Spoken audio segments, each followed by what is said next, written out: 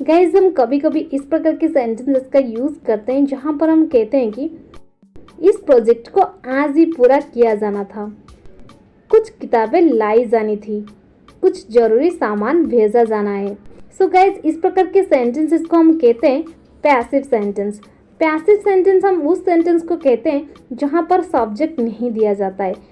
देखिए यहाँ पर जैसे हमने एग्जांपल्स लिए, कुछ किताबें लाई जानी थी, यानी कौन लाएगा इसके बारे में नहीं बताया गया है।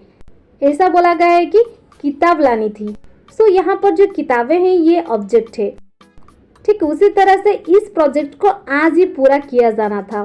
सो इस जो प्रोजेक्ट के बारे में कहा गया है, कौन प्रोजेक्ट को पूरा करेगा इसके बारे में नहीं बोला गया है, बट ऐसा बोला गया है कि इस प्रोजेक्ट को आज ही पूरा किया जाना था, यानी ये जो प्रोजेक्ट है ये है ऑब्जेक्ट। सो इस प्रकार के सेंटेंसेस को हम इंग्लिश में लिखने के लिए हमको ये स्ट्रक्चर फॉलो करनी पड़ेगी। पहले हमको लिखना पड़ेगा ऑब्जेक्ट, इसके बाद इज, एम, आर अगर आपके सेंटेंस प्रेजेंट में है तो, अगर आपके सेंटेंस पास्ट में तब आपको यूज कर देनी है वाज वेयर, इसके बाद आपको यूज करनी है टू के बाद बी के बाद हमेशा वर्ब की थर्ड फॉर्म, क्योंकि पैसिव में हमेशा हम यूज करते हैं वर्ब की थर्ड फॉर्म। चलिए कुछ एग्जाम्पल के मदद से इस स्ट्रक्चर को और भी अच्छे से समझ लेते हैं। इस प्रोजेक्ट को आज ही पूरा किया जाना था।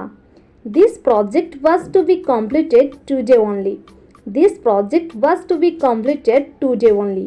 देखिए ये सेंटेंस पास्ट में था इसलिए हमने यूज कर दिया वाज, और कंप्लीट का फास्ट पार्टिसिपल फॉर्म यानी थर्ड फॉर्म कम्प्लीटेड भी यूज कर दिया।